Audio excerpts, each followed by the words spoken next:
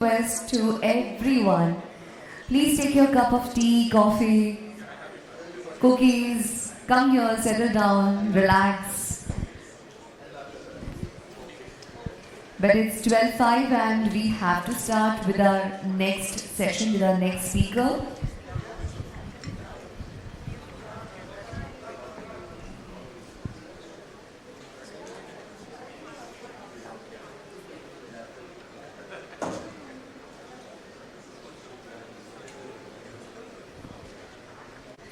Alright, so everyone is back. Have your tea, coffee? Yes?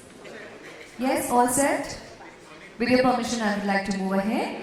Well, the next speaker, actually we have two speakers in this session, and the first one is Mr. Shankar Iyer, Head of Customer Success, India, Bangladesh, Nepal, Sri Lanka for Infobip. Shankar has total experience of 16 years in sales and customer experience management, worked across industries including ITES, telecommunications and SaaS companies, managing critical communication requirements, helped large enterprises to build a robust communication platform and network infra to assist in B2B and B2C businesses. You want to go to the presentation? Alright. Along with him is Mr. Vishod Kurian. He is the head of customer service operations, Wonderchef Home Appliances Private Limited. Mr. Vishod is a business leader with a rich experience of over 2 decades with demonstrated and developing successful team and organizations across the consumer services, B2B and B2C and retail space. Well, I would like to invite Mr. Iyer with a huge round of applause as he is going to present the topic of road to maturity by striking a balance between humans and AI and CX. So over to you. Am I audible? That's it. Alright, I hope you're enjoying the coffee and tea. And good afternoon to everyone. Okay, let's get started. So my name is Shankar Iyer. I head the customer success for Infobip. And before I deep dive into Infobip, I just want to, I understand that until now we've had some really absorbing sessions around customer experience, customer interactions, both physical and digital. I was very much excited to understand the physical part of it as well, because now we only talk about digital a lot. And when I heard Mr. Waki talking about how the physical interaction also makes a huge amount of difference to customer experience. So after that session, Infobip is basically you can call a technology platform or a communication platform between the brands and the customer. So a brand interacting with a customer over a digital platform, that digital platform is something what Infobip builds, both omni-channel as well as software as a service. So that's about Infobip. We present across multiple countries, and we partner with telcos and OEMs and messaging apps to ensure that the communication reaches to the last mile. Moving ahead, today I want to touch upon pardon me for some of the jargon, but I'm just trying to bring in some tech part to this entire customer experience and how do we drive this forward with partners like us. So enterprise mobile communication platform. So if you rewind back some years, brands had the only option to reach a customer remotely was voice and SMS, right? Because we didn't have 3G, 4G at that time, smartphones were just coming in. So that was the only option, right? And it was very passive, so that 1.5-inch screen phone, which everyone would have carried at some point in time, had that message popping up, and that was the only way you could remotely interact, or not interact as a passive communication with the end consumer. As we moved ahead, smartphone penetration increased, right? I mean, we are about 750 million plus roughly around smartphones in our country, and about 900 million, roughly people are able to access internet over different kinds of phones. So omni-channel came in play. Why? Because the smartphones had now email, now had WhatsApp, different kind of social media applications. So the communication started happening over different channels. And the brands realized that this is where I can get in touch with my customers. So omni-channel happened during that time, about 2010 to 17, and thanks to the telcos who brought in Geo, brought in 4G through Geo and reached different parts of the country. Now what happened is, after that, the customers were reached on different channels, but the customers expected a response back. So you could send a message, but the customer responded back to that message and was waiting for a further response to come. That's where a lot of traffic, a lot of data started generating, and you could not handle it only by having human agents at the back end. So that's simply put where you wanted to get automation. And in other words, on a chatting application, an automation is called bots. So that's where you start writing programming languages around saying, okay, if somebody says hi, I should say hello, and things started moving in that direction. Now with that, as I was reading somewhere, about 2.5 quintillion amount of data gets generated every day, which means over these applications, so much of data which is flowing in. You need to analyze that data and put some intelligence to it so that you don't come out repetitive and you build that personalized contextual experience. And that's where I think artificial intelligence is now going to ride the wave. Moving ahead, so my entire presentation I tried to divide it into two parts. One is the discussion is going to be about conversation over chatting apps, but the conversation without an AI. So conversation with bots and agents, and then conversations with bots and agents and AI. So in this segment, before I did that, if you look at customer preference and some of the stats we saw in the morning as well, very similar to that. The point I'm trying to drive is the ease, the convenience and the speed over which customer gets responses from a brand is over messaging today, and that's given. Still we have a large part of it, and somebody raised the rural market point. I understand that it's still on voice and things, but I think gradually the rate at which it is changing is very fast. And still, because of which a country like us are spending a lot of money on voice, which is needed, because there are still a lot of use cases which are voice-based, which are human voice-based. So what brings is the complexity, right? Because you have so many channels, and every channel is different in a way. There is a different moment of truth which gets created in these channels. And that brings complexity, right? The customer is expecting a different kind of experience in these channels, and that is where a lot of organizations are struggling to put that one window in place and have that seamless experience for the customer. Adding to that complexity is that the response time, because if you see today, if you send a message, you want an instant acknowledgement back. So that is adding to the complexity further.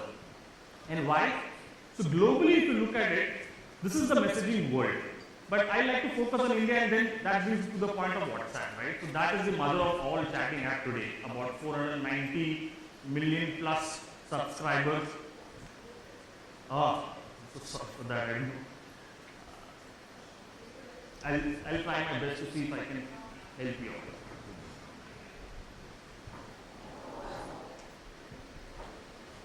So instead we can do the, we can just shift the screen up a little. I think we're good. Yes, now it's good. Alright. So 490 plus million kind of WhatsApp subscribers, 120 minutes on an average per day spent on the app. It was much more than that during the pandemic. And I think the largest downloaded app in a smartphone, I mean, after 490 million, the second largest app is about 150 million, kind of, which are the e-commerce giant which we use it on a daily basis. So you can understand the penetration, right? And that's where the P2P messaging, the effect of P2P messaging can be leveraged by the brands to come in that space and interact with the customer. But I also want to touch upon, there are some other chat apps like Google Business Messaging and RCS. These messaging apps are a little different because they're going to interact with the customer at the time when the customer is showing an intent. For example, you're searching a Chinese restaurant in a Google search, and immediately a chat app pops saying that, okay, you know what, you search for a restaurant, this is the restaurant, but I can actually guide you a little more. Like what else are you looking for, right? From a reservation point of view, availability, menu, whatever. So that means it's not only about reaching out to the customer, it's also reaching out to the right time when customer is looking for information. This is about messaging apps. Moving forward, so let's look at the complexity of the organization. Now we look at the complexity of the customer, right? So many channels, so many messaging. At the organization end, you have a CRM platform, which we heard from many of them, that we have a database, we have a customer data platform, we have a CRM on top of it, we need a one window, but that's not easy, right? You need to build everything, and then you have a communication channel, which again, you want to identify that which customer prefers which communication channel. So it's a little complex, but the end goal is to simplify it and make it personalized. So I took some examples of how we've been communicating, and I want to bring that human and automation and human touch together. So IVR plus agent, very, very common use case, right? You have a toll-free number, 1-800 number, you pick up, you go through that initial 5-6 options, you're a credit card customer, you're a banking customer, or sorry, savings account customer, retail, asset, whatever. Finally, we have seen a large amount of customers pressing that button 9 or 0 and trying to talk to somebody and getting their problem solved. Which means this solution, the automation existed, but still you needed a lot of human touch, and that's where the contact center solutions are there, and you see how it's growing. So IVR plus agent, the complexity was there, a lot of calls kept flowing in. That's where bots came in and said, okay, why don't you then change the experience of the customer? Standing in a queue, waiting for 10 minutes, hanging up, not interested in calling, that kind of customers can be bought over bots. So you are on a queue and you get automated messages. Fair enough, you don't have to wait in a queue. I'll message you, let's interact. And that's where the same number will probably get routed on I'm taking WhatsApp example because that's the predominant messaging app. That's where you get a message and you start interacting. Now what has happened is, you've actually brought another automation after the agent factor, which is bots, and now you've started messaging. And as I mentioned before, messaging is becoming a preferred channel. Now comes, in the same messaging, as I mentioned, huge amount of data which is flowing in, you can't have it through an agent, right? So you need automation. So this is where I think the crux of the point here is that you have to have a balance between the two. Now you need to understand what use case are you building around this chat app. And some of the use cases I mentioned here purposely was, which we are finding it very interesting, is the refunds and returns. That's where it's not an FAQ, right? It's not a simple FAQ where you just got simple ways of refunding and returning. You need to talk to that customer or interact with that customer, because there are different use cases around refunds and returns, and so on and so forth, like escalations or transaction failures, especially around fintechs and banking. Transaction failures is a sense of insecure feeling, right? Insecure feeling for a customer that, what happened? Where is my money? So these are the places where you need to bring the bot and agent together to drive the use case and get that customer experience. Finally, this looks like this, If you see voice and chat both together along with the bot and agent. But what is happening today, as I mentioned, I'm touching upon the first section, without the artificial intelligence, is a simple rule-based, keyword-based bot. So I say hi, you say hello, right? And I say, I need to know my savings account balance, and you say, okay, give me your account number or give me your mobile number, whatever. That's the kind of simple rule-based, option-based conversations which happen today. Let's move on to the next section. Now I've included AI in it, and here this is how it looks like. The only change here is you've got, pardon me for some technology word here, but intent and in here. So what is intent? Intent is very simply the goal the customer is trying to achieve, right, over that conversation. That's the intent which the customer is expressing over the chat app or the phrases. And NER is the named entity recognition. So around the intent, there is some entity which is revolving, and that is where the bots, the machine learning, the artificial intelligence is coming in play, where it is educating the bot to understand what is it that customer is trying to achieve. So we'll deep dive into it a little more. So here if you see, in this example, okay, this phrase, give me my savings account balance. Tell me my savings account balance. I want to know my savings account balance. What is my savings account balance? Everything means the same. The intent here is to know the account balance. But the entity is savings account, right? There can be loan, there can be some other products as well. So this is one simple example. I try to simplify it. Some of the developers in the hall might say this is not as simple as that. I agree. But the point here is that these are the phrases, and there might be 50 different phrases around this, and that's where the machine will start learning on the intent and the name entity recognition. Simply put. So this is where the AI is moving. This is where the machine learning is improving, and that will automate and make the customer experience far better. So quickly, so I spoke about agents on the other side. I'm trying to emphasize on the bots on this side, saying that, okay, rule-based bot, I want to fix the, here the customer says, I know the text is really small, but what I'm trying to say is rule-based bot is, I want to fix a doctor appointment, doctor's name is Joe, and on 24th of April. The bot will not understand anything. The bot simply says, he will respond saying that, do you want to book an appointment? Which doctor? These are the two questions, and you don't have any other choice. You have to select that option, right? That is the rule-based. The intent-based bot is where the customer, the bot understands that the customer is trying to book an appointment. So then they will give you schedules predefined. So you need to select those dates or select those places. Whereas in a named entity recognition, the bot is able to understand the doctor's name, the date of the schedule, and the reason, the intent, which is the consultation or appointment, all three at one shot, and there's only one response to it, saying that, okay, this is the schedule, we have booked your appointment. So you can see the difference between how the technology will evolve and make this life easy for customers as well as for the organizations. Alright, so yeah, I'm on the second last slide. So what my point of view is that you need all, right? Why? Because customer prefer messaging, yes. You need a faster response, you need bot, obviously. Manage frequently asked questions, yes, bots can do that. Human intervention, yes, because bot is still learning, right? And we need to have human intervention because my transaction failed. And I don't think the bot can really deep dive into it and understand all things. And also, the insecurity feeling of the customer has to be addressed there more than the technical part of it. And need the bot to learn to explore more automation, right? Because you need to give time. Your use cases might be different. It will take some tenure. It will take some different stages of customer journey. That's where the bot will learn. And finally, a preferred contextual and delightful customer experience is the end goal, right? So I think you need to work with both to reach to that point.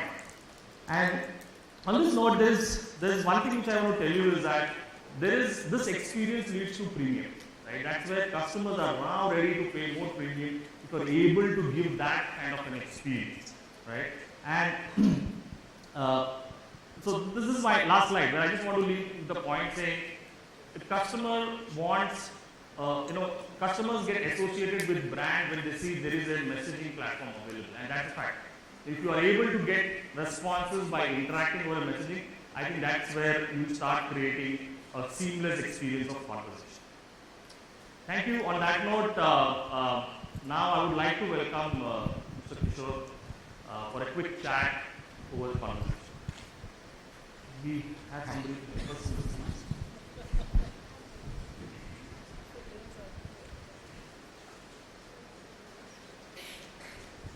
If there are any. And it's I'm Krishna to be here, and we are one of the early adopters in industry in kitchen appliance. We are one of the early adopters in this WhatsApp. So please shoot your question. Okay. So, Mr. Pulin, just tell us about how the industry trends are. Like you come from Wondershare, highly known brand in consumer durables. Tell us about how are your conversation trends or your customer interactions happening today around consumer durable industry and customers who are interacting with you. Yeah, that's a very nice question. So you know, Wondershare has always leveraged technology and innovation to delight, surprise its customers. And during this especially, we have started our journey during this pandemic. So it was helped us to take our, in the early stage of pandemic, the customer expectation, customer was a bit understanding. Customer was understanding the situation and it was not that kind of demanding. So in the early stage it was okay, but later on the trend has been changed. Now the demanding and the customer expectation is quite high. So it has helped us to improve our expectation and deliver our service beyond the expectation. See, some of the customers I met in this forum, they were saying your replacement or refund, which is quite critical, we have received in 2 days. So this was quick response and resolution, and basically they have helped us in a CX experience journey. That was the first thing. And in the AI and when you compare this AI and human touch, definitely there are a lot of differences there. This technology or this chat AI-based technology has helped us to improve that, and I think now we are working on a lot of different technology development and integrations which is in the pipeline. So, I remember you were one of the earlier adopters of chatbot, right? Yes. In consumer durable industry, where, and so tell us about your initial experiences when you adopted bots. What were the use cases you were trying to address? Any specific business challenges you were able to overcome with that? Yeah, like no, we were having right now we are using 6 use cases. We are planning to increase much. We are planning for a OZR. See, general trade is the most typical market in the because any organization general trade is a big business. So general trade, the invoices reading is quite difficult. In a part process the replacement or refund process, it's quite difficult to read this invoices at all. We are in it's in pipeline to the OCR technology to adopt this. It's much difficult than a doctor prescription to read the invoice. So we are adopting that also. We are now thinking in that level to that stage to improve our customer experience. So which will give better experience to our customer also, and the ultimate goal is customer delight. Right. Ultimate goal is customer delight, and of course, of course we need to balance the technology and human touch also, because the human touch is very very important, because skill based and empathize and the certain part. Because the major change you can manage it on AI. Like somewhere around 60% you can manage it in AI, and somewhere around 40% you can manage it in customer associate, Correct. where he need to enhance his skill set, and also there should be a better rewarding also to for them. But my question was on the part saying, if you can, so I understand you managed so after sale, Yeah. when customers wanted to connect with Wondershare. Tell us about what use cases you found when customers came to you. What were the questions they were asking, and what were the challenges they were facing which you were addressing over WhatsApp, using platforms? No, during work from home challenges, this agents also. No, these challenges we used to bridge quickly the Right. hassle-free connection, hassle-free resolutions, and also during basically speed to response. speed to response, and it was giving much faster resolutions to customer issues. Also, it is an omni-channel. Our business is omni-channel. We have 10 channels, including general trade and e-commerce and our own website. So it has helped us, giving a quick resolution, understanding the problem, quickly understanding the problem, and giving a resolution with respect to that particular channel. And it has helped us to gain a lot in the customer So experience. basically, you were able to reduce. During pandemic, probably you were not able to No, mobilize the resources. in CSAT, the waiting time, average handling time, everything has been reduced. Okay. So Not customer only the resource, it's but only in working window.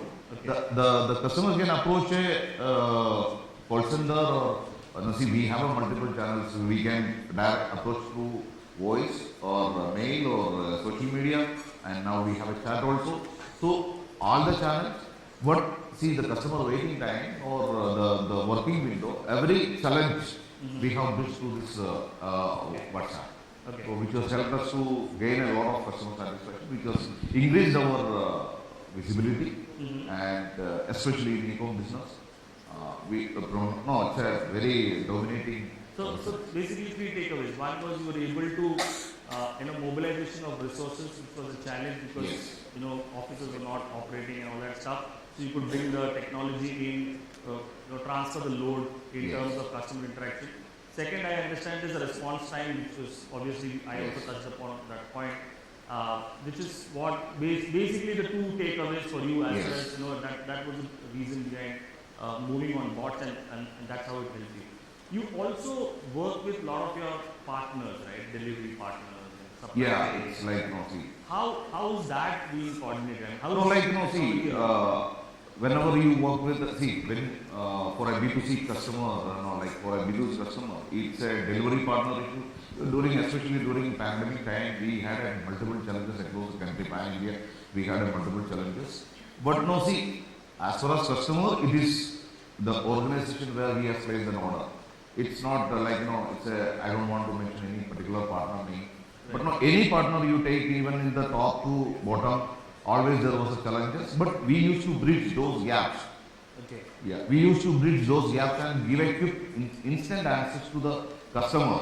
And we used to have a internal mechanism to bridge these gaps. Okay. And we used to give a quick and crisp and very clear answer. Expected delivery or what is the clear delivery period. We used to give a clear answer. So which was helped the customer also, and customer was also happy. So one last question from my side. How do you see from now on, how do you see what are the other things you could come in play as far as this entire conversation over chat app is concerned, using bots and agents both together with the play of AI in it? What are the things you look at? Like, for example, do you see that, now we spoke about a lot of post-sales, but do you also see, will it come in play in pre-sales, in lead generation, acquisition, onboarding, all that part of sales? Yes. Like, of course, it's from marketing to the delivery, also the retention and the customer retention, and you need to see, number of leaders has already explained that the retention of the customer is the most important part. Like, you need to generate revenue, and especially in our industry, it's a repeat customer. A repeat approach is very, very important for making revenue. So, in this part, like, you can give a better experience and, taking customer to next level, so you can retain it. Also, we are planning for a content, very unique content to customers. And we have a lot of plans, like, as I already explained that, unique type of demos and video demos which will give a complete product and unique features. So the video demos would go out to customers? Yes, customers, and it's a unique, we have a unique products, like, duo products. So, which will give certain customers is expecting certain, in detail, based on their interest and based on their taste, we can throw that, as per the request. So, let's say a shopper walks into your shop, buys the product, goes back home, and then you start communicating with that customer by sending in the carousels, the videos, which will reduce time for you on demonstration, the physical things, and then probably interact with Save field visit. Basically, it is called save field visit. Absolutely. So, which can help us a lot, and also in OCR in a deep level and a big level, like, this doctor prescription kind of OCR which we are planning, and in a deep level. Okay, all right. Perfect. So on that note, I just want to open up in case any questions. Yeah, I think there's a question there. Extremely sorry, sir, but we are running short of time. Okay. Can we take one question at least? One question we can take, yes. Now you have to decide which one. Anyway, the gentleman here, I saw him.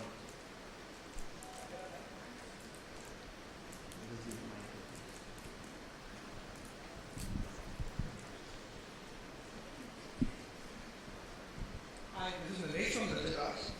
When we largely talk about the chatbots and all, they have been more mechanical, they have been more idea-based approach. So how do you see it in the longer run, considering your NLP, your machine learning, how would the accuracy increase, and how do you see it going? Because as of now, when you see a chatbot, you largely see it 1, 2, 3 approach that you go above. Sorry, can you make it louder? When you see a chatbot, it's largely mechanical, right? So you see this 1, 2, 3 approach. Right. It becomes kind of a boring approach, like as you go down. Second part is that you go to keyword-based approach, which again becomes very mechanical. Okay, so a lot depends on the NLP platforms that we have in the market. Apart from that, that's machine learning what you're talking about, right? Combine this together, we might be able to give more personalized or more humanized approach. But the platforms haven't been really there as yet. So how do you see it evolve in the future, wherein your communication becomes more humanized, or it's more, it can't become direct, it can't be a human, but at least becomes close to a human approach. How do you see it going maybe next 1 or 2 years?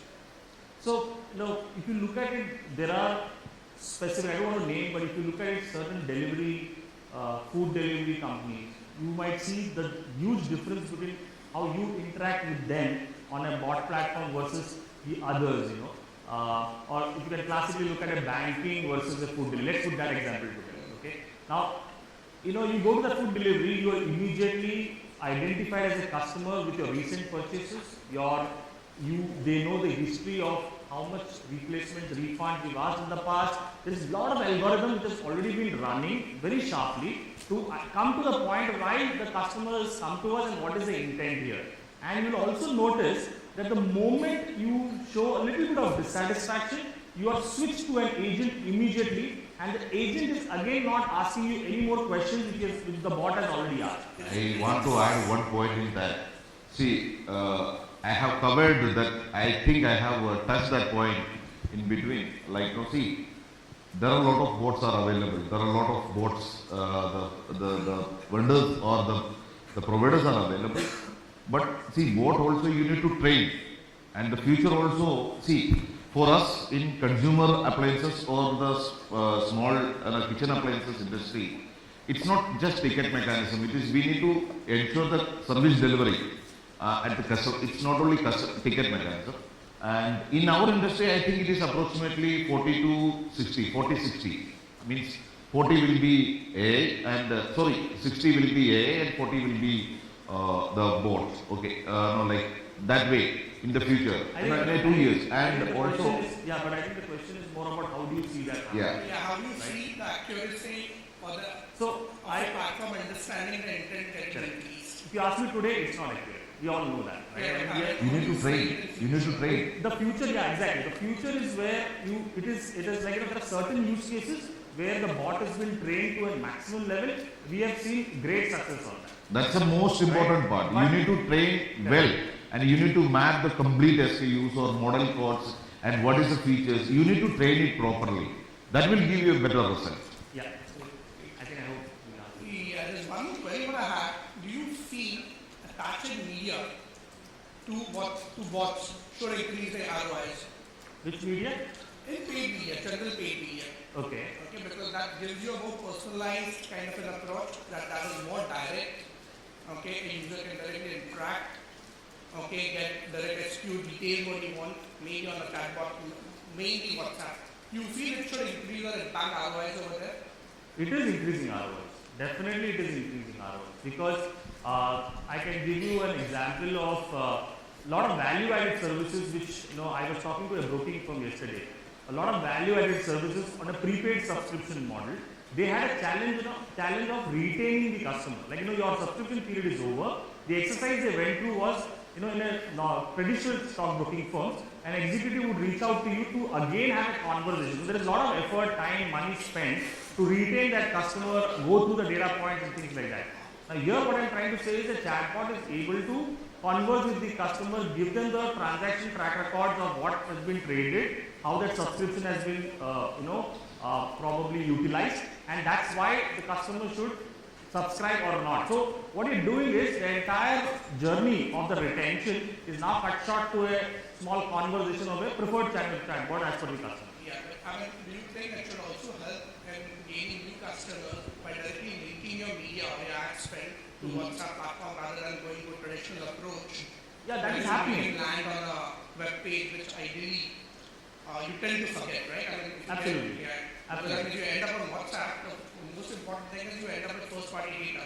It is already there. So if you go to Facebook today, Facebook, WhatsApp, right? It's the same thing, right? You go to what do you think? Does it help? Do you think media people should think more about investing in that direction? Absolutely. I think it is because the kind of interaction on social media will definitely bring if you bring it on chat conversation, then a website, it is more passive, right? Website is more passive, and then you start tracking customers, which button you click, where you drop. I mean, you are only increasing the traction there, whereas here you have a live customer who can interact on the actual use case straight away. Yeah. Thank you so much. Thank you so much, everyone. Thank you so much, sir. I request you both to stay back, and I would like to I would like to invite to Venkatraman Swaminathan sir to felicitate both of them. So this is a small token of appreciation from UBS to both the speakers. Thank you for this interactive session.